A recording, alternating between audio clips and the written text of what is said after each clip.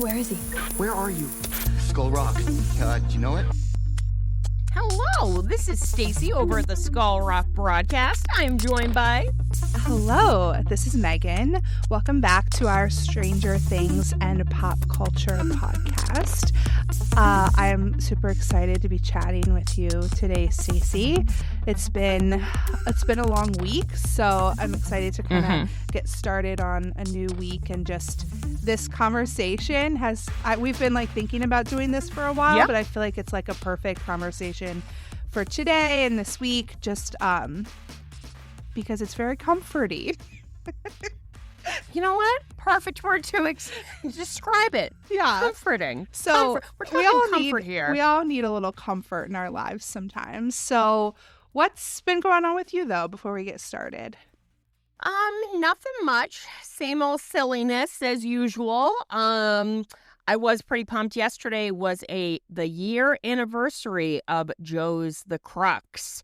So it was really cool to see a lot of people celebrating him and taking photos with their, vinyls and CDs and tapes and stuff. And just like, I even gave that album, because I've been mostly listening to The Crux Deluxe. That one's really grown on me, but I listened to the original. And I just was, brought back in time to last year when I literally set my alarm in the middle of the night to listen to the whole thing. And I was like, oh, this is completely different. And just how he had a chokehold on us with that album. And it was the theme of the spring and summer, basically. Yeah, definitely. This is like sort of depressing, and I wasn't even going to like talk about it, but it's kind Open of up, girl. Bringing me also back to this time last year. So, it's my spring break right now. So, it was a little bit later spring break last year. So like The Crux came out like maybe like the week before spring break, and then it was spring break, but it was just the same general time. Yeah. Right. But on my spring break last year, my dad was diagnosed with brain cancer. So that was sort of my whole spring break. Like the Monday was when we found out. He had surgery on Friday, and we've just been kind of like dealing with that this whole year since then.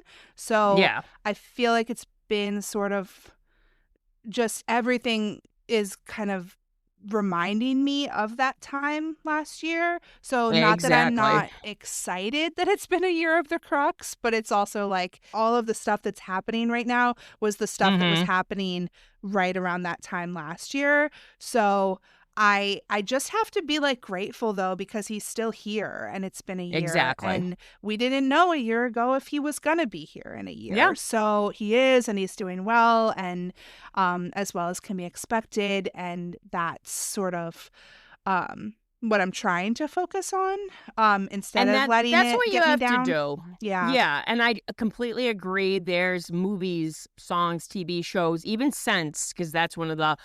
they say will literally have the biggest memory recall that make me think of my parents, and I'm instantly, it's kind of like, or a really stressful time in your life, which that was. I remember I even want, it's okay if we cancel Denver, like family comes first, and you were like, he should be home by then. We're going to play it by ear. And, I know you've been making lots of memories with him and stuff. And as somebody who lost parents and went through them being sick and stuff, it's a lot. It's very taxing and stuff. And I think that's why it's really good, to take the wins when you can. And I'm somebody that I feel like get serotonin in any form you possibly can. And for me, a lot of it's music, movies, spending time with friends, talking with you on this podcast. So little things like that can distract you enough, and, I remember you even said that, Post Animals' Last Goodbye would always make you think of your dad and stuff. So every time I now listen to that, I think of you, because I remember being like, oh, that kind of pulled on the heartstrings. But where our thoughts and good vibes are with you guys and stuff. And thank you. Yeah, it was I got also your back the entire way. We lost my aunt last year too, who was my dad's sister. She passed away in November, and I just don't feel like I've fully processed that yet either. And we were at her house this the past couple days sort of cleaning it out, but we are planning on having like a celebration of life because we didn't have a Nice. funeral because it was right around Yeah. the holidays and stuff, and she didn't really want us to. So June was her birthday, so we're having Hmm. towards the end of June like a celebration, and I love that. I think that being there this past couple days and also the thing that we're having in June is going to help me like get a little bit more closure on that, because Mhm. sometimes it's just so weird, like I don't even really feel like she's gone.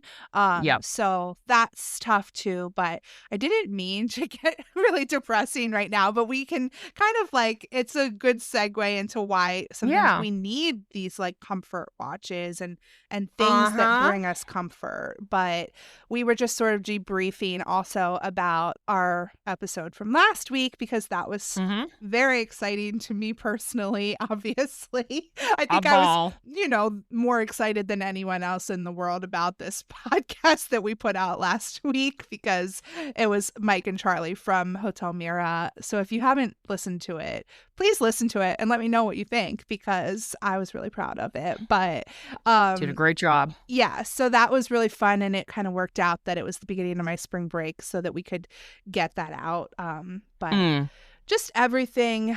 I'm hoping that I can like make some new memories this spring break and sort of Mm. like move forward from like the trauma of last year's spring break. Yep. Which I was talking, I think I mentioned to you, like I was watching White Lotus last year at this time, and I never finished it, and I feel like it's sort of like triggering to me now. Like I feel like I can't ever watch it because like it just That makes me happens. think of that time. So yeah, that's not a comfort show anyway. That's like No. really disturbing. So it's the opposite of a comfort watch. It's so anxiety inducing, but yeah. So thanks for letting me share a little bit. Of course. Yeah, it's always better. It feels better after like kind of talking about it a little bit. So I appreciate It it. definitely does. It definitely does. Lean on me, friend. I got Yeah. your back. And yeah, and I mean, same to you, because I know you've got stuff going on, and we just The definitely Odyssey, otherwise known known as as Stacey. 2026. Like before we started recording, I just like looked at Megan with big glassy eyes, and I go, "What the fuck with this year? I Thing know. after thing after thing." And I'm Yeah. like, certain like years were worse than others. I go, "But man," and it feels that way. But I remember a good friend of mine once said, because one time I was really going through it, and I like named every bad thing that had ever happened to me out loud. God bless that friend, 'cause that must have been very awkward having to hear me rant and rave and like half cry and listing off everything. Which when you do that, like, oh my God, Yeah. But they said, okay, right now you need to stop that and you need to focus on what you've survived. That was everything you survived, and think of the good in your life and stuff, no matter how big, how small, how frequent. And that's what I try to do. And I'm somebody, I try to do it with a smile and a sense of humor, because I it's might definitely, if cry I in a little didn't bit. laugh, you might be, yeah. If you didn't laugh, you would cry. Yeah. And sometimes, it's good to cry in a sad way, but I think the best kind of laughter is laughing until you are literally choking with laughter. Yes. Because And we do that all the time on this podcast. So thank we goodness for you. certainly do. Yeah, we certainly do. I try to provide the chuckles, which the other day I was on the phone with my friend Jeanette, and I saw like a stupid Tiger Woods meme, and I'm laughing so hard on the phone. She thought I she was thought actually you choking. Yeah, she posted about it on her story. She was like, like, I "Are- thought you are you stopped okay?" breathing. Like, hardest I've laughed in forever. And I'm like, like, it was bad. Oh, it was bad. That reminds me of the movie that I watched the other night with my brother and my parents. Oh, I feel like, I don't know if we talked about it on the podcast, but I had definitely talked about it with you, and I can't remember when I saw the trailer, but I was kind of low-key excited about this anaconda thing. because I thought it was gonna be pretty funny. And Yep. my little brother was obsessed with like the original Anaconda. Like I mean, who wasn't? I think Yeah. it was like a cult classic, right? Like Oh yeah. very campy, was not really supposed to be funny, but ended up being Ice hilarious. Cube, J-Lo, Yeah. John Voight. Come on. So he had already seen it, but he made us watch it, like my parents and me. And I mean, Jack Black, Paul Rudd, like that in and of itself, like you're gonna get some laughs. Yes. So you're talking about the new Anaconda, not the 97 one. Correct. Yeah. I Which is don't them know. trying to remake it. Yeah. Yeah, my brother was obsessed with the old one. He had already seen the new one, but he made us watch the new one again. So And as a comedy, what would you give it? I mean, when it was over, I was like, that was so fucking stupid. And my mom goes, well, you laughed a lot for it to be so fucking stupid. Yep. And I was like, that pretty much sums it up. Like, it was ridiculous, but like, I also had some like really full body laughs. There was one thing that was actually very upsetting to me, and I hated it. But I don't want to like give spoilers, but I was like screaming with laughter at a couple parts. Like, so it was Usually bad. you can't go wrong with Paul but, Rudd and like, Jack Black. So Yeah, exactly. So I feel like my brother was like, yeah, they just like put all of their budget into getting like these huge movie stars that pretty much can do no wrong. And then yeah. the rest of it could be as shitty as it needed to be. Have you ever seen the Jack Black movie Saving Silverman? No. Mm-mm. Where it's him and his friend. They're trying to get the guy from American Pie who's engaged to the worst girl. He's engaged to Amanda Peet. And it's literally them trying to sabotage the relationship. But there's a part where like they are going to break into the house in the middle of the night and Jack Black has like pantyhose over his face. And he has the walkie-talkie. Oh, And he's God. going, all right, over. Shh. And like his friend goes, you don't need to make the static noise with your mouth every time you say over. So I like the literally static in our transition sound. Exactly. I remember as a teenager at the Y, I had everybody doing it on our walkie-talkies. My boss was so pissed at me. She's like, half of the people haven't even seen the movie, Stacey. I'm like, yeah, but I get it. Makes me laugh every time. Yeah, exactly. Yeah. So it was worth the watch. It's on Netflix now, so like, Oh, okay. check it out. This is, I feel bad saying this, but like, go. I mean, he is getting older, but I feel like there's always been the whole meme about how Paul Rudd isn't aging, but like this movie, he kind of is aging a little bit at this point. Like, and I feel bad saying this because I love Paul Rudd. Yeah. But I mean, it's about time that the man shows. He had a good run. Yeah. A little bit of aging. He still looks amazing, but like, that was one of my other takeaways from the movie. But speaking of Jack Black, also, I haven't watched it yet, but did you watch the Saturday Night Live episode from last night? No. Did you hear Was about he hosting? it? No. He was the host. Guess who the musical guest was? Who? Jack White. Jack White? It was Jack that's a Black good and one. Jack White.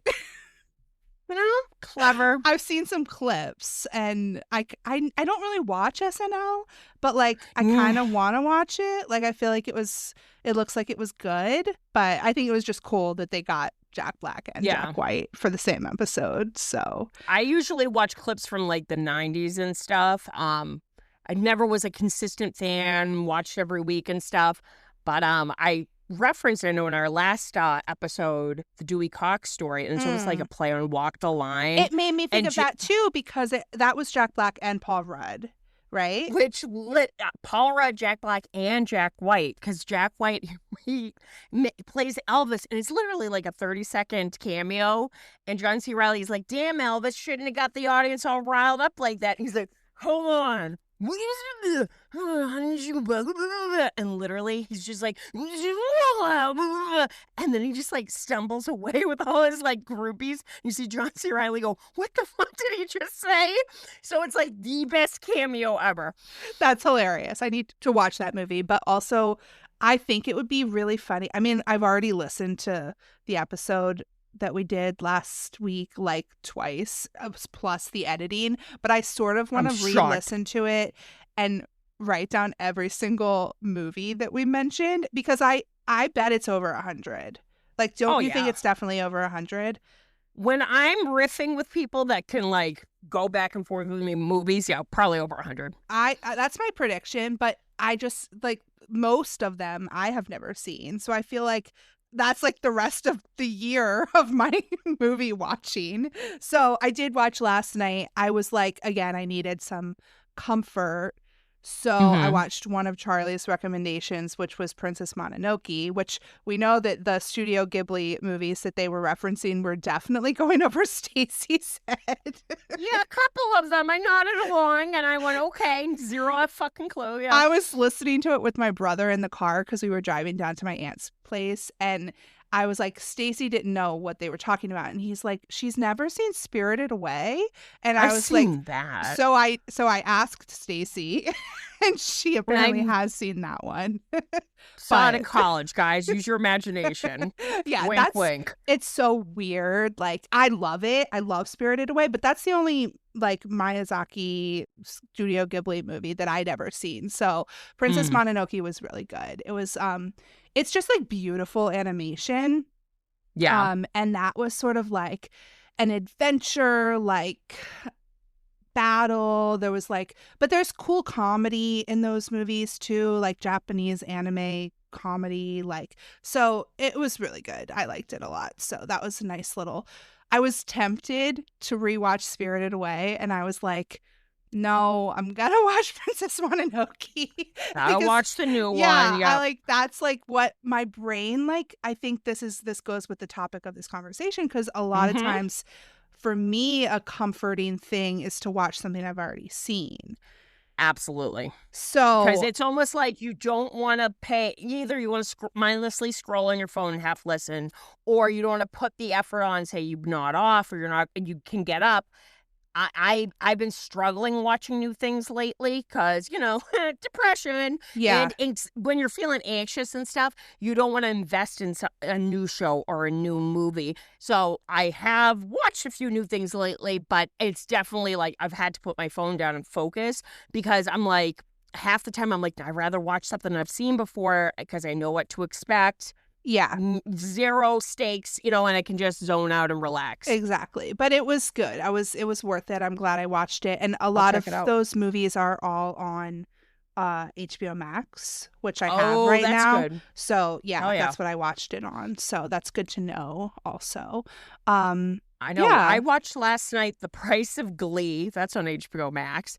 My father loved Glee. Oh, Loved you it. you have said that before. Yeah. Yep. That's so loved funny. Glee. And they'd be like, let's watch when they go to nationals. And I'm like, okay. So we watched a lot of Glee when he was sick. But so I was like, yeah, haven't some people died from this? So I watched the documentary and I was like, they slap curse on certain things, like the Poltergeist franchise. That I would actually say is cursed. That misfortunate 3 people have died. Yeah. But it was interesting for a documentary, but like, I don't know. I love a true crime documentary, never at night, not even Dateline. I can't Yeah. do even a TikTok like true crime because it's too heavy and it's too scary and I live alone. But a few nights ago, Rachel was like, oh, 28 years later, The Bone Temple is on Netflix. And I'm like, Netflix actually has a decent fucking movie on it? Okay. So I actually watched that. I didn't watch 28 Years Later. The last one I had seen was 28 Days Later back yeah, in that's the only one I've 2002. seen. Yeah, in college, right? Yeah. Forever ago. No, and high I went, school. Well, I think it No, came high out. school. Like, It came out when I was in high school, but I think I didn't watch it until college. Is what Yeah. happened. Yeah. because then when we were like in college, 28 Weeks came out. I never Yeah. watched it. Then I had no interest to see 28 Years. But The Bone Temple is directed by the person who made the Candyman sequel. It's a female director. And I was like, let's check it out. And I watched it. And it was good, but I'm not what I used to be with gore. Like, there were a few times you would hate it. Don't watch it. Yeah. literally no plans. to, like, yeah. I had to look down Because I've the been first squeamish. couple weren't super gory, I don't No, think. but there's a Yeah. zombie that's running around. His dick's out. It's huge. It's literally, that's all you can look at.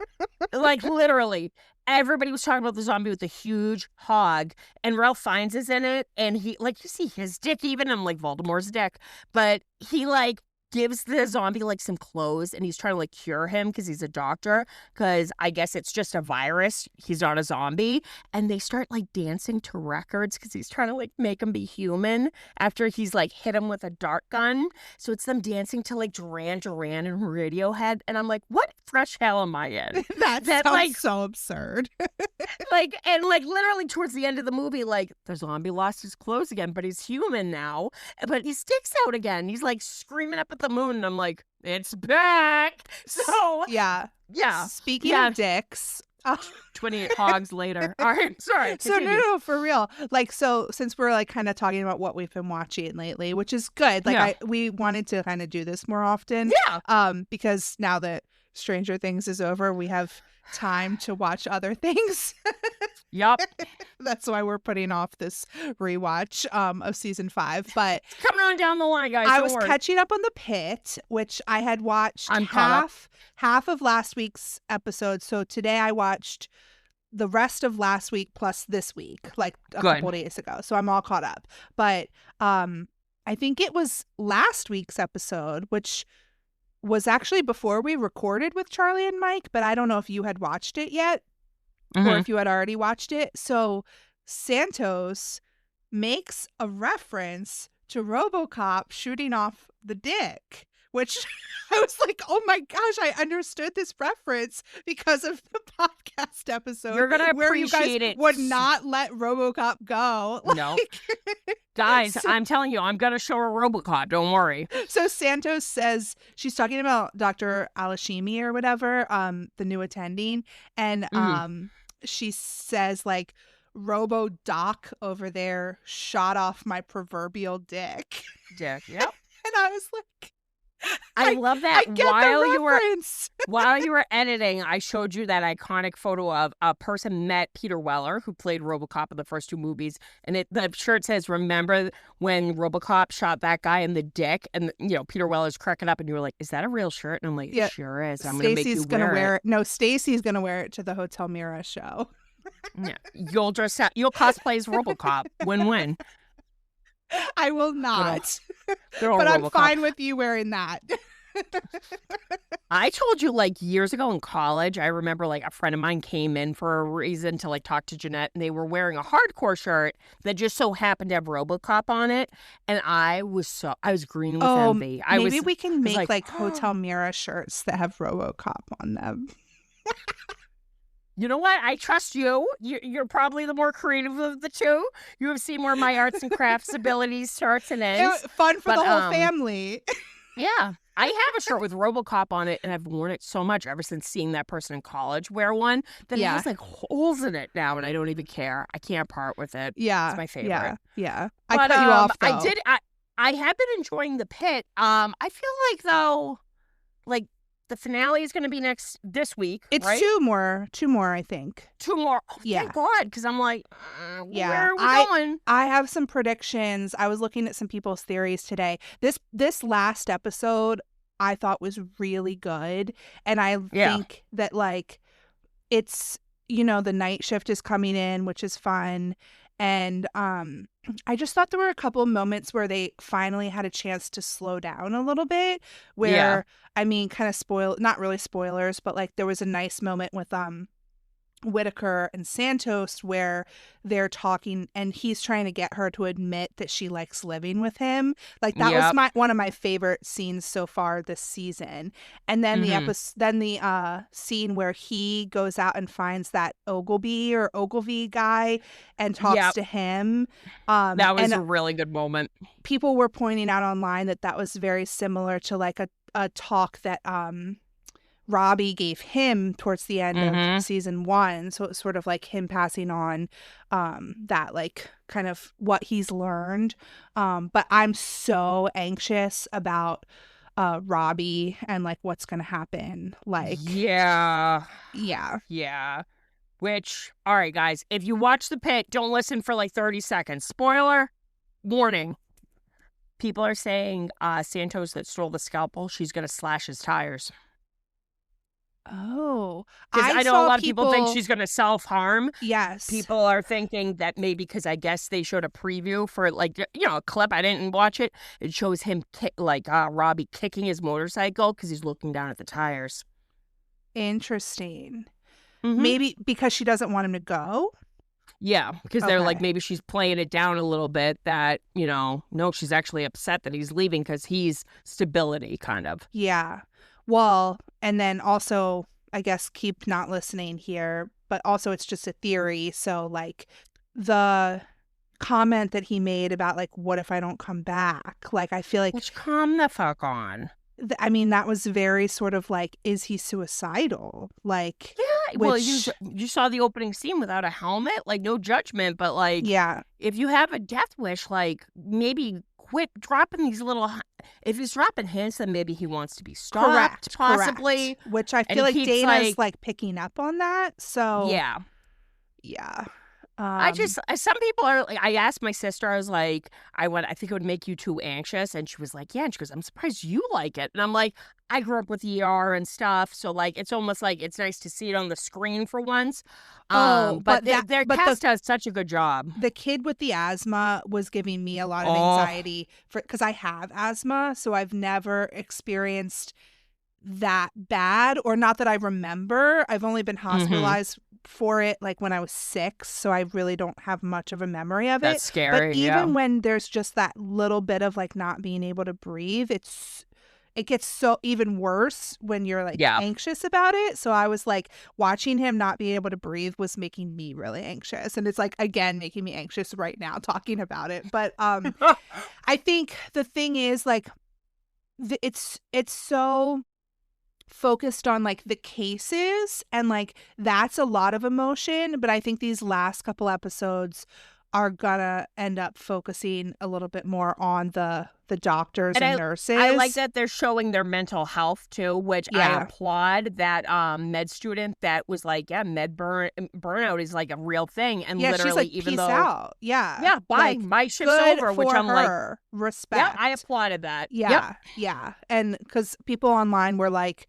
kind of feeling like they had to defend that because other people were like saying like, why didn't she stay to help? And it's like, no, she's literally in school. Like that is her learning. Like she is not getting paid to be there. She needs to leave. Like burnout is bad enough for those doctors and nurses, and like the fact that they have to stay hours late to like put all these charts in, I think is just kind of setting up for them to end up still being there for whatever is going to happen. And I still think we're going to get more sort of like firework like situation because it's the 4th of July. Did you hear people going, season 3 better be Halloween? I posted that on a post on our Instagram today. I was like, so think of the injuries. Woo! Exactly. That they need to do a night shift, and people were talking about like how they should do like a million spin-offs. Like people, they're like, I would watch like another show that was like the Pit night shift, or like another show that was like the Pit like holiday edition. Like, holiday edition 5. Exactly. So so been loving the Pit. Gonna be sad when it's over in a couple weeks, but I think I'm gonna start Shrinking. Everyone swears by it. My mom has been trying to convince me to watch it. I recommend Euphoria. I know. It can get dark, but it's good. That's the other thing that I was thinking, because the new season is about to start, right? Yeah. So it would be fun if I would catch up, like binge that, and then I could like kind of catch up to be able to watch the rest of the new season with everybody else. It's good. But I do want to watch Shrinking eventually. Everyone swears by Shrinking. Yeah. So I've heard my mom really wants me to watch it. I've heard it's good. A lot of people who like the Pit seem to like Shrinking. So yeah, that's one of the next ones I'm going to watch for sure. So it's been kind of fun catching up with the show every week. It's been such a long time since I've done so that. long. Yep. Yeah. So it's been cool. All right. Well, the Pit, again, is not a comfort watch. No. Gotta say no to that one. So let's get into some actual comfort watches. So what we're thinking was, movies that, obviously you have your, your go-tos as background noise, or things to eat and watch, things to maybe have on when you have company and you think would be a fun group watch and stuff. Let it be movies, TV, whatever. Yeah. And I kind of thought of it actually was a big comfort watch for me, and kind of like going along with, the things you were sharing about what you've been going through. My biggest one, of course, is Stranger Things. And that became, it was always a go-to, a favorite to watch. But especially in the last year, my dad was home and unfortunately declining and getting more sick. Our big thing was we would watch season after season, episode after episode. I remember once Jeanette tried to call, and it was during episode 7, The Massacre at Hawkins Lab, season 4, and it was right before Eleven's about to vanish Vecna. And me and my dad, I looked down at my phone and I went, she can wait. Even though we'd seen it a million times. But it was just kind of our show. And my dad usually didn't like rewatching the same thing over and over again. But I think he started to just really bond with me over it. It was really sweet. Got a lot of great memories out of it. And then especially after he passed away, he lived with me. So now I live alone. And, when everyone was making really touching tribute posts, with the day of the finale on New Year's and stuff, I kind of thanked the show for being my background noise when things got a little too quiet. It was, I have rewatched religiously, including season 5, believe it or not. I keep thinking it's going to hypnotize me and it's going to come out differently. I don't know. Maybe I'll feel different. We'll see. But I keep rewatching these 5 seasons because these characters felt like family. Not only is it something I love watching, not only is it something I can get up and, leave and come back, or fall asleep to, but it's something that's very comforting, even as a little bit of background noise. I probably watch Stranger Things at least once or twice a day, believe it or not, just to have there be noise. It's so much fun to watch. It's so comforting. You get beautiful eye candy, with multiple men in that show. And the soundtrack's awesome. And obviously, it's the source from me making so many friends and so many great memories, including this podcast. But thankfully, Stranger Things is probably my number one, of which all seasons.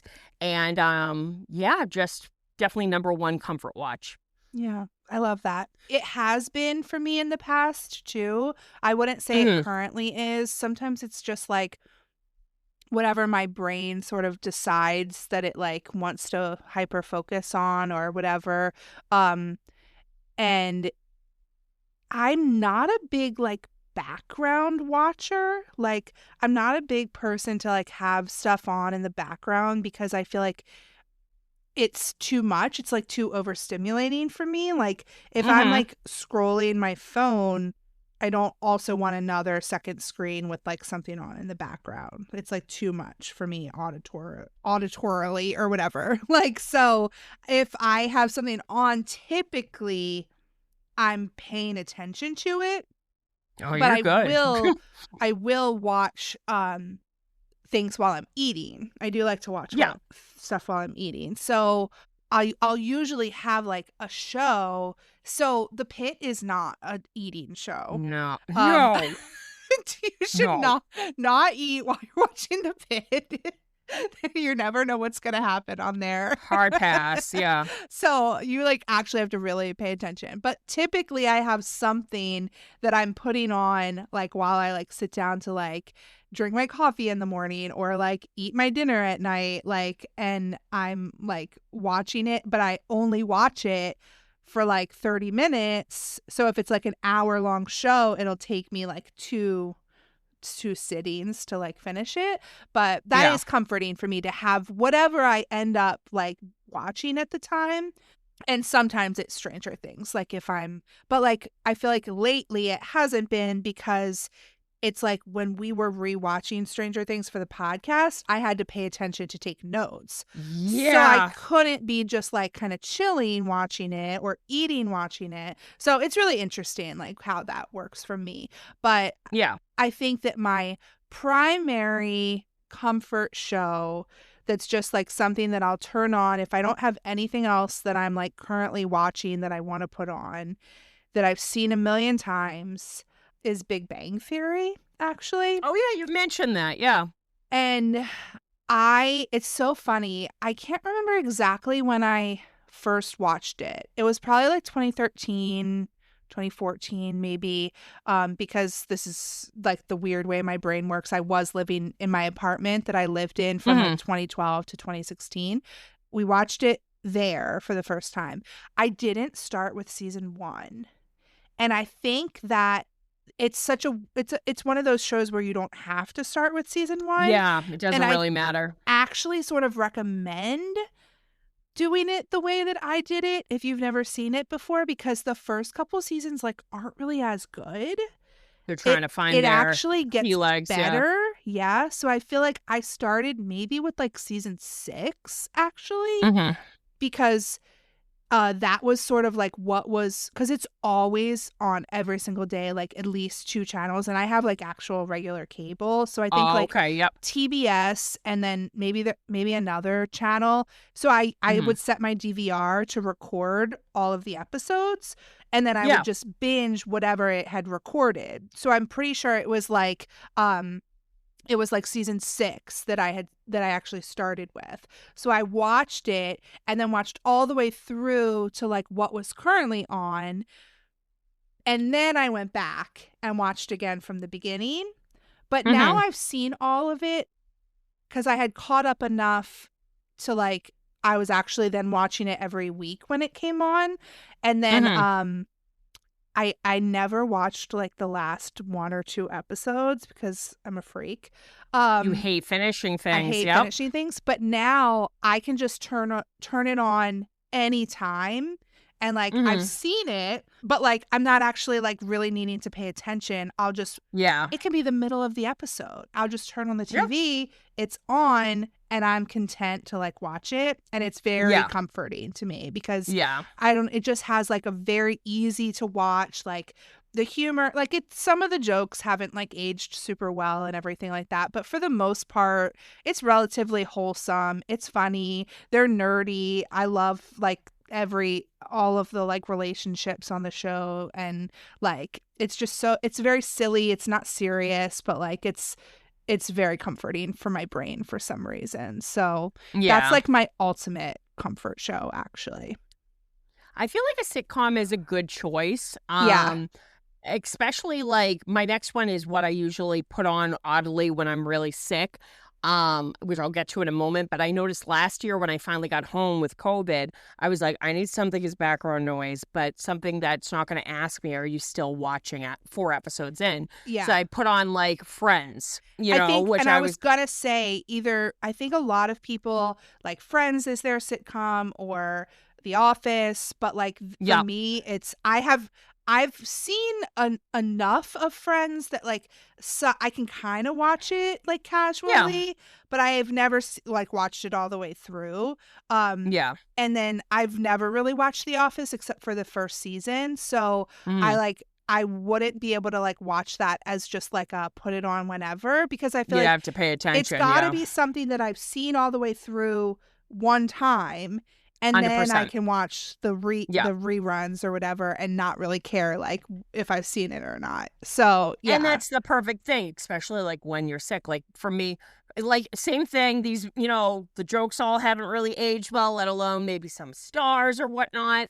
But like probably Friends, probably Roseanne, that '70s show, like Scandal all aside, it's good background noise. Gilmore Girls is another one for me that I don't really put it on that much, but like it's got that cozy kind of feeling. It's got that cozy feeling for me. I have seen all of the seasons, and that one I actually watched for the first time in college. Most of it was already out, I think, and I got the DVDs like and so I remember like my freshman year roommate, I think I had like the first 3 seasons on DVD or something like that, and she got me like season 4 on DVD for Christmas that year or whatever. That. So that was like a comfort watch for me in college for sure, and I haven't I haven't rewatched it like in its entirety, but like it's something that I can put on like any episode, like I can just put it on and watch kind of thing Yeah. too. But yeah. That's kind of how in college I discovered Supernatural. And now I'm only a fan of seasons 1 through 5. That's what it was. The original story was supposed to end with 5. I've seen scattered episodes since then in the finale, but I watched the first 5 seasons, and oddly, like the guys that lived in the apartment below us, like became obsessed with it too. So I remember one night, like we're on, like I had bought, like ordered the box sets, and I was on probably midway towards the end of season 4, and it's like 3 a.m, and I'm like, guys, I gotta go to bed. And then I go, I'm going to take the DVD with me, though. And they're like, you're going to watch it. And I'm like, no, I'm going to make sure you guys don't watch it. So the fact that we're having that even conversation, but it's such a like big time capsule, because like would that happen anymore, like with streaming and everything like that? Exactly. You're going to watch it. But I remember, like, my big go-to is Twin Peaks, of course. I'm a huge David Lynch fan, and I love, now Twin Peaks technically are 2 seasons originally. That's what I was going to ask you about, because we talked a lot about it on our episode last week, because Charlie and Mike are big fans too. But I sort of got the gist that there's 2 seasons, and then the return was like season 3. Season 3. Okay. Yep. So it's not that big of a commitment to watch. It's not that bad. Yeah. So seasons 1 and 2 were like 89 to 90, 90 into 91. And then unfortunately it got canceled. And then it took until 2017, I believe, for the Showtime to pick it up. And I believe it's only 8 episodes. And if I'm wrong about this, Lynch fans, sorry. But I try to get a yearly rewatch. Yeah, I know. Ooh. I try to give it a yearly rewatch, because I used to just watch it whenever I had the flu, because something about the first 2 seasons, it's so quirky, and it's a small town. It's just like it's got an interesting vibe, right? Like I've watched like the first 2 or 3 episodes one time, and I just like didn't continue. But like I got kind of understood the vibe a little bit. You grow to really love these quirky, weird characters and stuff, and it's almost like a melodrama, so over the top. And even though it is, about a murder investigation, it's kind of lighthearted in a way. And then with the return, basically Showtime was like, go nuts, Lynch. And he had a vision. And I know that there was one episode in particular, visually, it is probably the most stunning, gorgeous episode of all time. But there are long, long shots of, like I said, a guy sweeping a floor for like 20 minutes, or showing like footage, black and white footage of the atomic bomb. And you're just like, what the fuck is this? And I remember when it first aired, my friend Mike had Showtime. I didn't. So I'd drive over to his house. We'd watch it. I'd be like, it's a work night. What are we doing? I'm a big Lynch fan, but there's times where I'm like, what the fuck is going on? But I had such a huge cast. It was so great seeing these iconic characters coming back. But something about Twin Peaks, like, it's so near and dear to my heart. 20 years later, 25 years later? There is this moment which gives me chills, because Mark Frost and David Lynch wrote Twin Peaks, and there's a lot of scenes you might see it on the internet where there's red curtains, and it's called the Black Lodge. It's like a dream sequence. Mm-hmm. And the actress who plays Laura Palmer, the girl that's killed and that sets this whole thing off, you see her dress up exactly like her 25 years later, and you just see Lynch looking at her, and he goes, wow. And he's like, 25 years later, and they kiss each other on the cheek and hug each other. And I'm like, how cool that must have been for Lynch, seeing this character he created like back 25 years later. And it was so cool because it lined up perfectly, because Laura Palmer says in the original season in a dream sequence to Agent Cooper, I'll see you in 25 years. They weren't planning on the return. So I remember, like, he put on that Twitter. Gave me chills. Yeah. Yep. Him and Mark Frost put on Twitter, like, they were like quoting lines that were said in the Black Lodge. And right away, everyone's like, are we getting a season 3? And that's how it actually kicks off, the opening, that you see her going, I'll see you in 25 years. Boom, yeah, there you got to watch Mike's just 7-hour YouTube video, I guess. Oh my God. It's an odyssey, but yeah, Lynch fans could definitely talk about Twin Peaks for days, but I would love for you to get into the first 2 seasons to start off. Season 2 goes off the rails. And was there also movies too? There was I heard a you guys movie. mention the movie. because after it got canceled, they were like, fuck this. We're going to make the prequel, Fire Walk With Me, the last few days of Laura Palmer, what happened to her that night. Gotcha. And for the longest time, I was like, this is weird. But then when you really watch it, without giving any spoilers away, it's this girl is in trouble. And literally the signs were so clear. And not even the people closest to her could tell. And it's about trauma. So I think as a male director, Lynch nailed it 100%. And like he had his daughter write a book that was supposed to be her diary. Very, very well done. But the first 2 seasons, like you're just, it just makes you want to have a cup of coffee and a slice of cherry pie. Just so wholesome and fun. But Twin Peaks, that and Stranger Things, obviously back and forth, back and forth. Yeah, that's awesome. Because fun fact, Stacey has a whole room at her house decorated for Twin Peaks. Yes, bedroom. Yep. I've slept in it. Yep. Love a themed room. Yep. Yeah. So I think for my next one, I was just going to talk about because it could be more than just like a movie or a TV show. What's something you like to like watch? Like for me personally, I love listening to Snoopy jazz. Oh yeah, your Snoopy jazz. Okay, so full disclosure, you guys are going to be shocked at this one.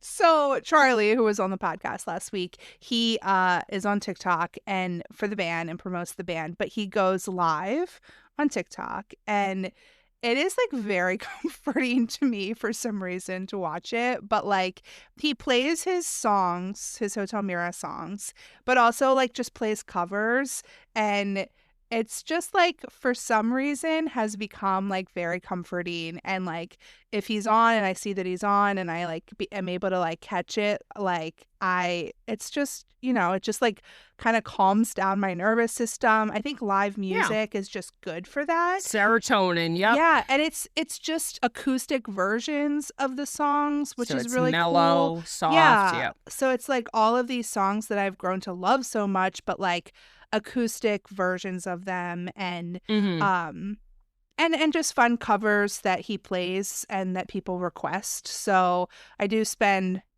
a decent amount of time when I can like watching those lives, because I've never been a person who like, I think that's a big thing on TikTok is like watching lives. So now that I'm like spending a little bit more time on TikTok, like I've kind of stumbled across a couple other like musicians that like go live on TikTok pretty often. The worst is when you go into a live by mistake. I follow some Crystal people on TikTok, and I'm always accidentally in their live, and there's nobody else there. If you scroll through your FYP, it shows you live videos too. So sometimes you just end up in these lives, which is how, like, Charlie gets more followers on TikTok, and it's how I didn't discover him. So Mandy actually saw a TikTok of his and sent it to me, and that was how I originally like found Hotel Mira. But like some people literally find Hotel Mira by like stumbling into these lives that he does. So it's just a really cool way for them to like to promote the band. But there's like some Reiki people, and like sometimes like I do watch that. Like it's like very calming. But like the person who sold me Quinn did Reiki, and I was like, yeah, like they're okay. doing like, and there's like calming music, and they're like doing Reiki and just like chatting with people. Like that's a nice vibe. Yeah, that's why like at night I can't, because I don't know, I just feel more depressed and like anxious at night. So like the true crime shit, as much as it fascinates me, it's too heavy. Yeah, I can't. So yeah. I'd rather, like, I love watching, like, Joe not music videos, Joe festival footage. Like, I concert eat that shit festival, up. Concerts, festivals. I love watching it either on TikTok or on YouTube, because it's kind of like a nice soothing thing.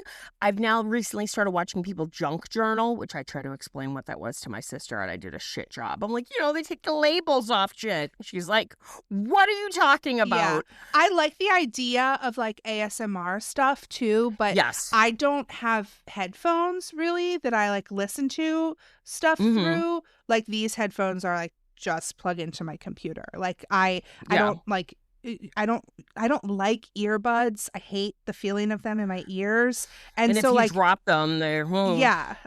So I feel like ASMR really truly you need to have it through your headphones. I don't think it's Yeah. as like effective just like watching an ASMR video without having headphones on. So I think it's cool in theory, but I feel like I just have never gotten into it because I don't use headphones. I have surround sound. So what's a really cool one is I think I was telling you there's one like the Squawk ASMR, and it looks like you're looking out of the van at the the radio station. It's cool. The neon kind of flickers and stuff. And there's one that you're in Robin's booth and there's all bopper boxes everywhere. And it plays just like the theme very softly. I can put that kind of stuff on if I think of it.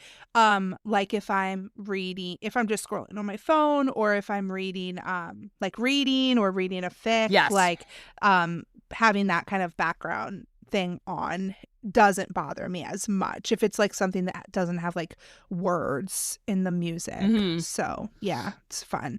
I love I love that you watch that Snoopy Jazz. Like Snoopy Jazz, Brandy and Andy learned very quickly. Snoopy Jazz is on just as much as Stranger Things. Like we are having our morning coffee. There's one where it's Snoopy Morning Jazz and it's him with his coffee. And they visited around the Halloween. So next thing you know, he's carving a pumpkin and it's just jazz music. And they're like, so you just have this playing a lot? I'm like, hell yeah, I do. Yeah. It's just the vibes. It calms me down. It's nice and comforting. Because like for a while, I'd be like, well, let me watch a show I've seen a million times, like Grey's Anatomy. People are dying left and right on that show. Yeah. That's not comforting. It's not comforting. No. And then I love RuPaul's Drag Race, but they're like such bitches to each other. It's a competition. So then even if I know the outcome, I'm too anxious. But now I'm noticing in my older age, speaking of Drag Race, one of the drag queens, Trixie, they have like one of them fixing up their motel, and every room's a different theme in Palm Springs. And then the second season is them and their partner fixing up their house and how they're trying to put both of their styles together. And I'm like, do I like one of those HGTV? Yeah, I have it's soothing. I have had HGTV like phases. Like I not currently, but like that is that in the past, like even just the past like 5 years, like just putting on HGTV, and like there's some shows that I like better than others. That is a very comforting, relaxing thing for me. Fixer Upper was one that I used to like a lot, like with Chip and Joanna. But it was like, there's some that are better and more relaxing than others. Some of them it's too like high stress because they're like, oh, like we have to figure out this budget. Another one I've watched a lot is Love It or List It. I don't even know if there's new episodes coming on anymore. I remember watching old ones of that and I'd be like, oh my God. Like sometimes they like make it too stressful. I like the ones where it's kind of like just a chill vibe. And remember the show While You're Out? Which you would switch with your neighbors and switch and like design an entire room.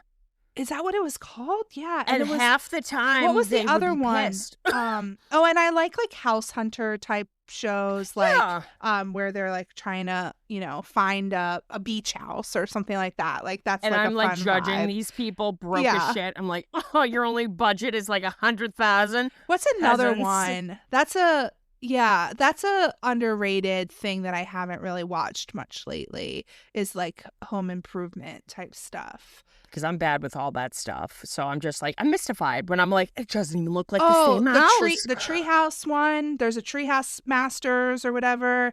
And then the one pool one, I think it's like, I forget what it's called, but it's this one guy, he's from Florida, I think, and he like makes these like crazy pools like for people's backyards. Yeah, like that's very relaxing to watch. The only thing that's like not relaxing is like once you turn it on, you have to watch until the end. You got to see the reveal. My parents actually watch a decent amount of stuff like that at their house, so it's like I'll end up like like getting into an episode, and I'm like, well, now I Mhm. have to sit here and I can't leave until it's over.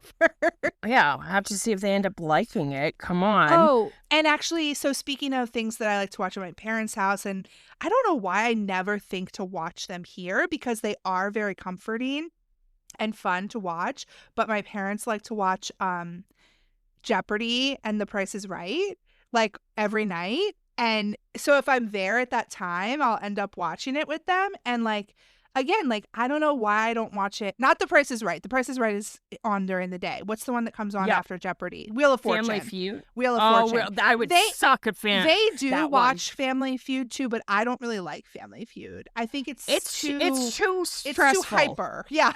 Yeah, it's not relaxing. But Jeopardy is so good, and Wheel of Wheel of Fortune is Fortune amazing. good. I like The Price is Right if I'm like homesick.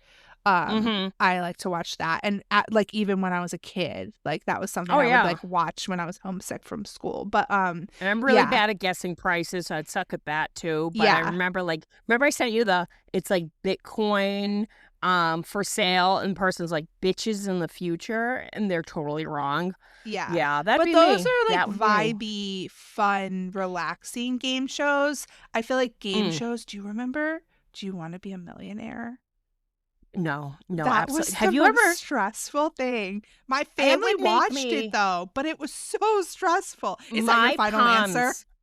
Yep, my palms would be sweating. I remember the comedian Norm Macdonald, he was on it, and it was the thing like eliminate 2 answers out of the 4. Yeah. He's like, well, he goes, it's either A or C, and he goes, but with my luck, they're gonna, take away the other 2, and they take away the other 2, and all he's left is A and C, and he's just so done with it. But then I Yeah. heard about a case where a married couple did it, and I guess like the husband wasn't so smart, but the wife was. But I guess she, for some reason, couldn't compete.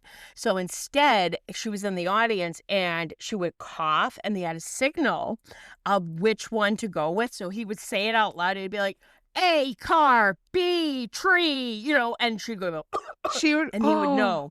So I guess right away they were supposed to stop before they got to $1 million, but the guy got greedy, and they ended up like leaving. And afterwards, all of them were looking at each other and they were like, "No way, this fucking guy got it." And they reviewed the tapes and they figured it out and they took the check back. And I'm like, Oh my gosh. but anything That's like I so love crazy. trivia and stuff. But I remember this was on VH1 probably back when I was in middle school, the World Series of Pop Culture. And there would be like sports, music, movies, and like just celebrity. And it lasted all goddamn summer. And I remember literally, it's what you probably a ghost feels like. They cannot hear you, but you were screaming the answer. That was me. Yeah. Like stressful. So clearly that wouldn't be comforting. But every once in a while, a good old game show. yeah. It just. And I don't know what it's just the vibe of those shows is just like so like, I don't know. It's very, you know what to expect because it's Yes. like been around for so long. Like I've watched it for such a long time. So it's like, even if you don't know the answers, it's like, yeah, you know what to expect. So that's, I feel like what's comforting about it. So, yeah. I'm a big person too I love watching like podcasts that are live that do the the YouTube videos, and Feeling Girly, Some Like It Bad, Being Ian with Jordan. Those are all really good comedians in like the Austin and New York area, and they're just hilarious and laid back, and it's filthy. I love watching Joe Keery interviews where like you can tell he's just vibing with the interviewer, and I already know what's gonna happen. Yeah, He because looks you've gorgeous. seen them before. Like it's Nothing like is you're worse. rewatching them. Yeah. When I watch somebody who just sucks, and like his reaction, any celebrity interaction, I usually like. It's like when somebody calls into a radio station and they're talking, and I'm like, they don't know when to shut up and hang up the phone.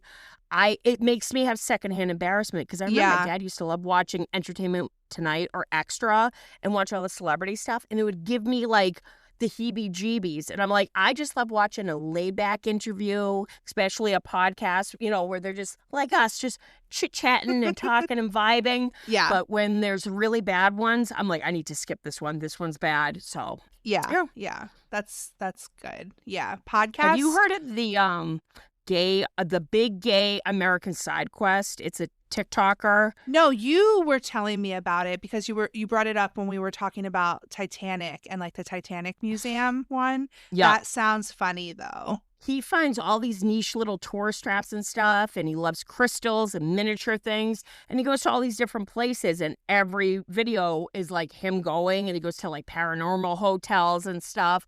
It's just like, that's the kind of content I like in my For You page. Stuff that I can just be like, that looks cool. I'd like to visit that, you know? Yeah, yeah. Are there like certain content creators you try to lean more towards? I do like Dylan Carlino because you've sent me so much of his stuff. He's the best. So actually, this is true. I do more creating on social media than consuming, I think. Got you. Yeah. And so what I've been doing lately, which is actually a very calming thing for me, is scrolling through threads, screenshotting posts that like resonate with me, and then making those like meme type posts Got you. that I've been doing. So it's like that's your form of like it's self-care, therapy. Yeah, it's like a little bit of like just a decompressing activity for me. And that's what I always try. That's me with my Funkos. Yeah, that's what I always have tried to let my Instagram be for me. Like when I was making edits, like which I still do it's sometimes. Your happy place. It's like it's a relaxing thing for me, and I don't plan ahead too much. Like I don't. It's just like if I have the impulse to sit down and like make something, and an idea comes to me, like that's like what I do. And like I love threads lately. I've talked about that, so it's like that sort of like. Yeah, that's another like kind of just decompressing activity for me. Or rewatching my concert videos and then posting those. Like that's like sort of the main thing I feel like I do on Instagram. I do scroll a little bit, but I feel like more often I'm like creating something to post rather than scrolling. Yeah. If that makes sense. And no, it totally does. Like I said, like me with my Funko Pops, like I love taking silly little photos, and I don't do it for the fucking likes. I don't do it for, you know, whoever's following me. I mostly do it for me, that I'm like, oh, I want to show pieces of my collection off. This will look cute. This item goes with that.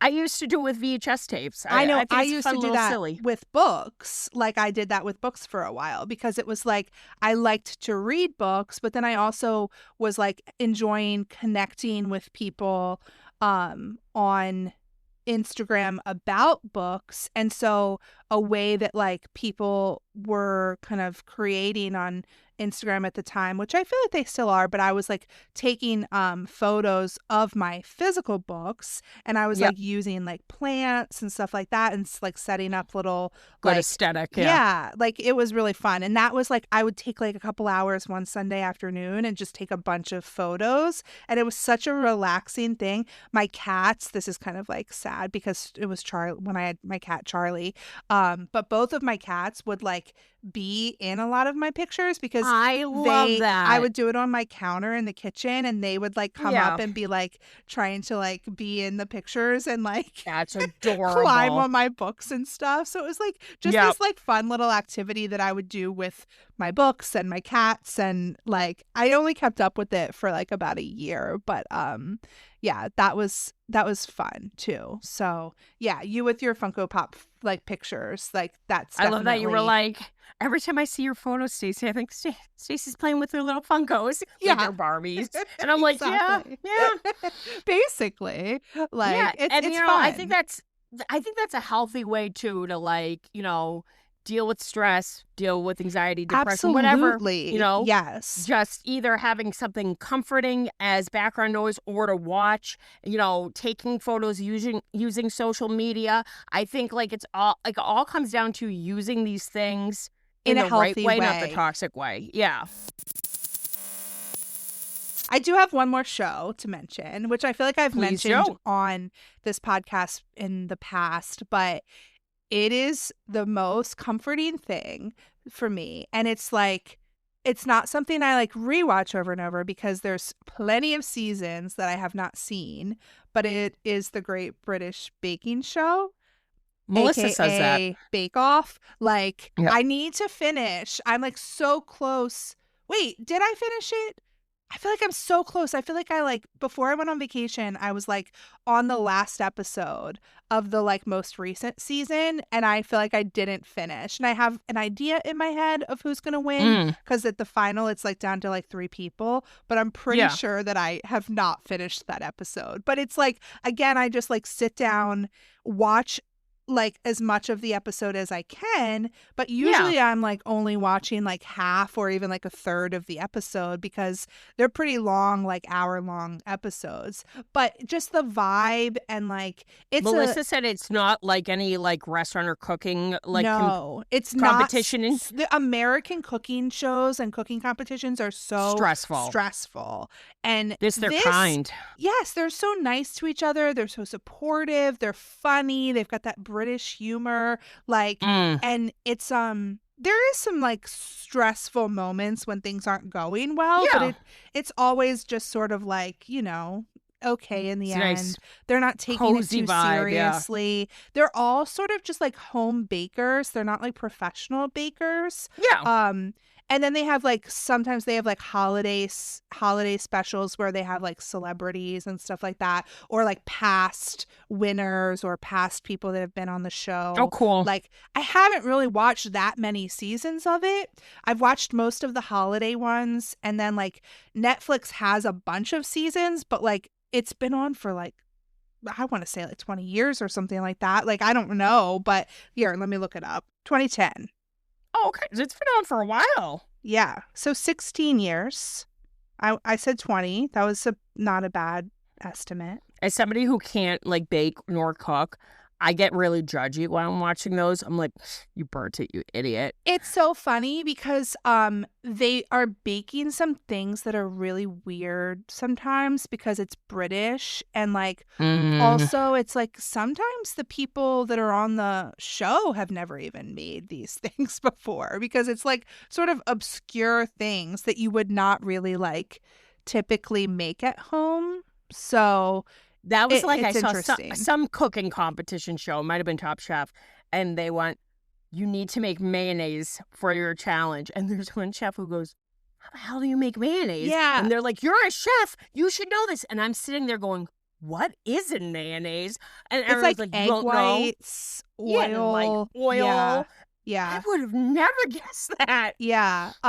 First challenge. It's like they had to make sprinkles for one of their challenges. How the fuck do you make sprinkles? It's like you have to roll it really thin and then you like cut the little pieces of it. They were like, all of them were like, I'm never making sprinkles again in my life. No. Yeah.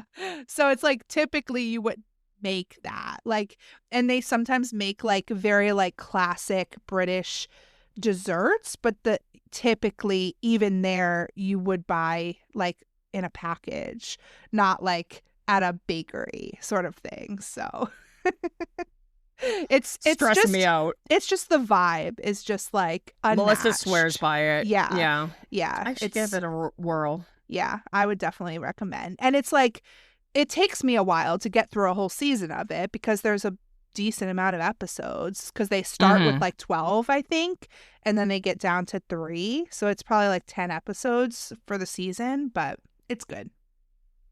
Oh, and there's like themes every week. So it's like bread week. I love a theme. Chocolate week. Like, I think they had like a summer week. Like, I don't know. It was just like a different theme every week. So, and the judges are really funny. Yeah. They've got 2 hosts, 2 judges. Man, could you imagine? I would love that. You know what? Dream career. Judge on a cooking competition. Not the judge, because the judges, like, you have to have some sort of, like, knowledge on this show at least. But, like, damn, the hosts on this show are the funniest because they don't have any sort of, like, cooking knowledge, but then they get to try the food. That'd be me. And then you will love them because I mean I think it's different in the earlier seasons, but like the ones that are on the later seasons, like right now, they're like literally just walking around like pestering the people as they're like making their food. and like dancing with them, like making inappropriate jokes. Like It sounds like this career is made for me. you I'm would gonna host you a would bake-off show. absolutely like be a fantastic host on Bake Yeah. Off. Could you imagine? You're trying to concentrate. You're in the competition. You're like, fuck off, Stacey. They literally have like said that to them before. They're like, go away. Happens to the best of us. So yeah, that was my last pick. Do you have any more? I love that. No, just basically, Snoopy Jazz, Stranger Things, Twin Peaks, good content creators, no true crime. But, just remember, guys, when you're kind of going through it, sometimes it's good for something for your mental health, especially something that's just cozy and familiar, or, just something that you can just be a good old standby to tune into and watch. Yeah, I hope that this podcast is maybe like some people's comfort listen. Like we hope so. We hope that we're bringing some comfort to your day when you listen to us. That's the goal, right? All it brings the listeners us a at lot this of exact comfort. moment. It does, yeah. Yeah, they're all like, this. what the hell are you talking They're about? all like, all right, ladies, take it easy. Yeah. just me being like, Megan, Arkansas kind of sounds like a made-up state, wouldn't you say? Yeah, that's what somebody wants to listen to when they're really going through it. They'd be like, what a fucking idiot. I heard you had some merch you wanted to talk about. I got some merch, baby girl. All right, so we have a huge shout out, which we actually have promo codes, which we will be providing to the Fandom Cult Shop. They are an awesome pop culture kind of fandom, one-of-a-kind merch website where they make T-shirts, cups, bumper stickers, so stickers, much the whole cool nine stuff, yards. hats, like Mhm. I was like so like impressed with like the selection of merch items that they have and the number of fandoms that they make merch for, like really cool. Anyone you could possibly think of and stuff, like we said, inquire and we will definitely provide you guys with some coupon codes to use. But they are awesome. The Fandom Cult, I will be probably talking about them for multiple merch segments because I've been nothing but satisfied and just blown out of the water with their quality of stuff. Have you gotten the I stuff? do. I have to send you a package, I know, little girl. She has some stuff to send along my way, but I don't. You haven't posted about it yet, right? I'm so excited to see like the stuff that you post about. So yeah, absolutely. We know that the Tales of 85 figures and pops for that particular show have been revealed. I know that the figures themselves, like the Demogorgon with the pumpkin and stuff, that kind of stuff has been hitting stores alike. The Funkos are set to be released eventually, but it's including these new characters that I guess suddenly are popping up. I am going into Tales of 85 just to have some silly fun, but I guess they announced that Joyce, Jonathan, and Billy will not be featured, even though it takes place the winter following season 2, between season 2 and season 3. Yeah, I mean, it makes sense if they're just not part of the story that's being told. Yeah. Are you planning on going to see it in the theaters? The only place that it's showing is the AMC in the heart of Boston, so I'm going to have to say pass for that. What about you? So Tracy had let me know that they're showing it at the Netflix house in Philadelphia. And so I did snag a ticket. I haven't decided 100% if I'm going to go or not, but I have been meaning to go up there because it's not super far from me. And I think it's on like a Saturday in a couple weeks. So, and the tickets were only like $10. So I was like, yeah, let me grab a ticket. And if I end up being able to go, like I'll have it, but it'll be cool because I've been meaning to go up there, and like that would be like a fun way to sort of spend the day there. Yeah, you're going to be reporting from Skull Rock Broadcast. Going to take a ton of photos. Yeah, so hopefully I'll make it and something doesn't come up or anything like that weekend. But yeah. That's awesome. Something to look forward to. Yeah. I know we might have danced across this topic, but The complete series was announced finally on physical media by one of my favorite companies, Arrow. It is going to be locked and loaded with lots of extras. It's available in Blu-ray and 4K. I heard you can get it a little cheaper over on Amazon. Yet to order it, but it looks really great, as does the box and the artwork. My sister was stunned when I told her. She was like, already? And I'm like, yeah, a lot of people were surprised, but as someone, and we'll probably talk about this when we discuss physical media further, Arrow Video, we're in good hands. That's awesome. So I'm excited really pumped about that there's going to be like bonus content, because that's like probably we've behind talked the scenes stuff. Yeah, we've talked about that before with like something we miss about like DVDs, like the special features and commentaries and stuff like that. Yeah. So yeah, that should be fun. Hopefully like you can get it and I can come like watch the special features with you. Exactly. We'll make a weekend out of it. I'm like, my theory, I don't think I've said this out loud anywhere, but do you remember those interviews? And there's that interview and there's that photo of Joseph Quinn that we've nobody's ever never seen. the interview. Like maybe it's gonna be on the DVD. Maybe. I like the if way it you is, think. then you heard it here first, guys. The covenant is spoken. Big shout out to Eli. They sent me a Squawk My Little Pony. I didn't even know they made them, but I guess to go along with the whole 80s theme, they did a limited run of My Little Ponies, and they're rocking the Squawk sweatshirt, so very, very cute. Boo Mail sent me some Joe Fruits Kiri stickers. Right away I saw the blueberry one. I just thought of you and laughed. Yeah. And they came out with a really killer looking print for the anniversary of the Crux, which is now available on their site. And just to remind everybody about the Patreon, we have some cool taste tests coming on down the road. International snacks, thanks to Rachel. And our Another Bite Apple giveaway is for Patreon members, and that is going until April 14th. Yeah, so another week or so on that. But it was Daphne Clay. Is that the person that made the apple charms? Yes. Yeah, Yep. I saw they had shared like all of these little like charms that they had made. I was like, Isn't it that's incredible? so cool. I love the little like chili pepper ones. Me too. Yeah, for the South America stuff. Yep. Yeah, it was so cool. And yeah, I'm excited for somebody to get to win one of those charms, because they came all the way from the UK as well, I think, right? Mhm. So Yep. that's very cool, and it's open internationally. But just remember, you have to comment on the Instagram post, tag a friend, and you have to join. Make sure you're a member of the Patreon. So it's for members, or if you would like to join at least for this month, then you could be eligible to win the giveaway. So definitely check that out. And yeah, I'm excited to watch your taste tests, because you sent a couple to me for me to post them. Doggy. We do have our Raimi 101, which you mentioned last week when we were talking to Charlie and Mike. Yep. But that is going to be posted soon to the Patreon. That was really fun. When I went to see Send Help, Stacy kind of like schooled me on all things Sam Raimi. And Of course. we're going to post the video version of that, I think. Yeah.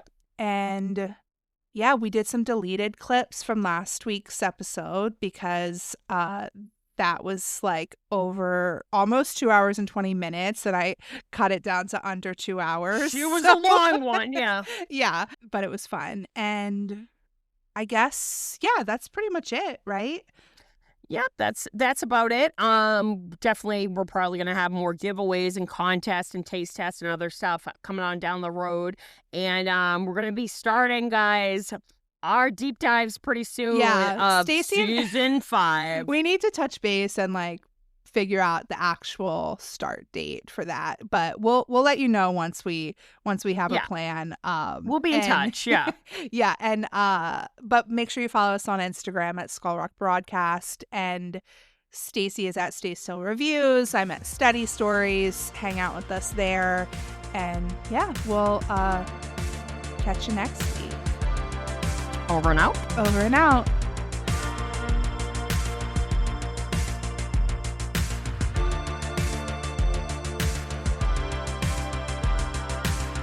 Eddie. I'm not sure I love the idea of you driving. Oh, I'm starting to suffer. Harrington's got her. Don't you, big boy? All right, and we are back. Are you happy, Juan? Are you happy? Are you happy? Listen to that sass.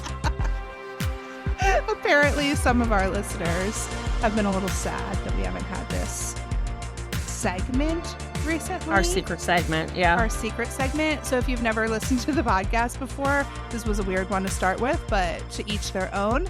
And we do our secret study segment to talk about fan fiction because we know that not everyone is into fan fiction. So if you are not and you don't want to hear about what Stacy's been reading, not me, but then you can turn this off and just catch us next week. But if you want to hear, I'm excited to hear what you've been reading. Hell yeah. I did want to mention, because it was like our comfort watch, comfort read type thing. I'm not like a big rereader.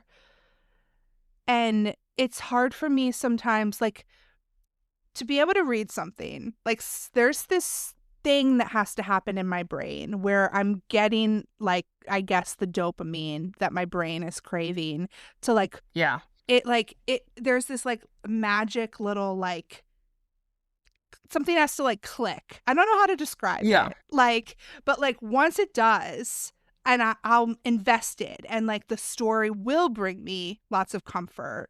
But like if it doesn't click, it's like hard for me It to feels like, more like a chore, to get Yes. into it. Yeah. exactly. See, I was going to mention, but I decided to keep, save it for this segment. That's another thing that's kind of comforting to me still. I love reading Steady Fix. I am a big rereader. I have reread Take the Money and Run. As you know, I have it in physical form as well as online multiple times. I can do a lot of rereading because there's certain stories that I love, but usually, like, my tradition is I have coffee in the morning, some Snoopy Jazz playing, and I try to read a new fic or a chapter of a fic that I've been following, and I try to stay away from the real dark twisted shit until later. But that's kind of like a tradition of mine because it just kind of sets the it's tone. like a little of the day. morning routine. I love that. Yeah, I for some reason, like, I can't necessarily get the dopamine if I already know what's going to happen. Like, there's some like alchemy that has to happen where it's like I'm invested in the story and I don't know necessarily what's going to happen, and I'm excited to see what happens next. Yeah, there's fics that I wish I could reread.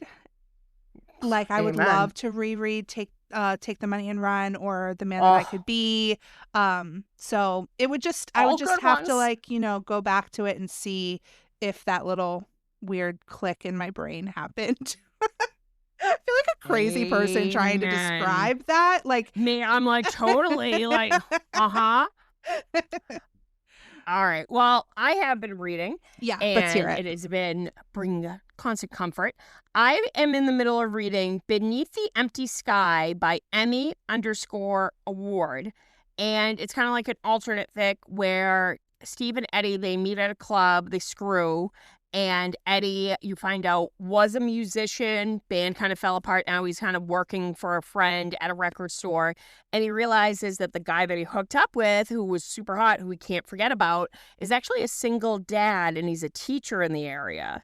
And it's Steve, he's got like a 9-year-old son, and like so far I haven't gotten to the bottom of what happened with the ex-wife, but it was just really cute. Like, they first kind of like, well, this is awkward, we ran into each other again, and they kind of become friends. And let's just say there's a chapter around the holidays where they're like, why don't you come over for Christmas Eve?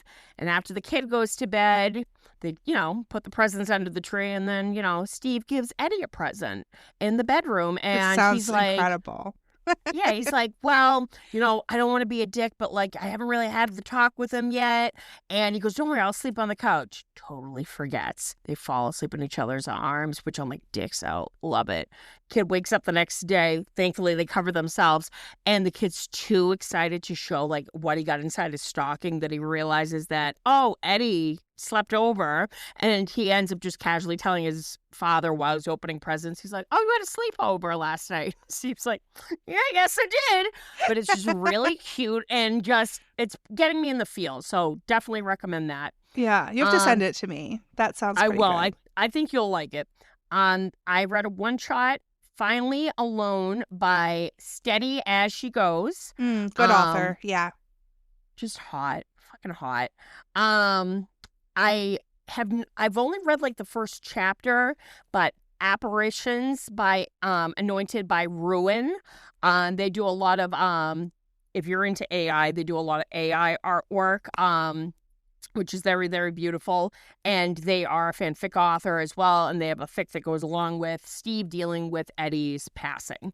Can get a little, like a little heavy, but it is really well done. And the last one is Big Talk by Occasional Lover Boy. And it's just really, really sweet. And it seems a little smutty now.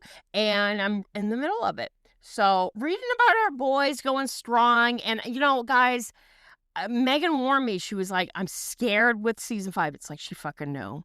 And she goes, because we have all these amazing fics. These people, like some fics longer than most novels that have fix-it fics and different endings and stuff. And, safe to say, we're a little disappointed, especially with Eddie absence and how they went about things, which, whatever. And I have just been like, you know what, this softens the blow a bit. And I'm noticing more fic writers are now trying to write Eddie had he survived and he was around for the events, or kind of like saying like, oh yeah, they married years ago and now they're, he helps run the radio station with Robin and Steve. So it's been helping me with my morning. Yeah, if you find any good like season 5 adjacent Steady stuff, please definitely send it my way. Yeah, our way for sure. So yeah. But yeah, that was fun. That's about it. And Always I love fun, how man. we said we were going to keep this episode under an hour, and then we suck. It was good though. It was a nice conversation. It was good. It was comforting. It was very comforting. Yeah. Thanks. All right. All right, everybody. Peace. Peace.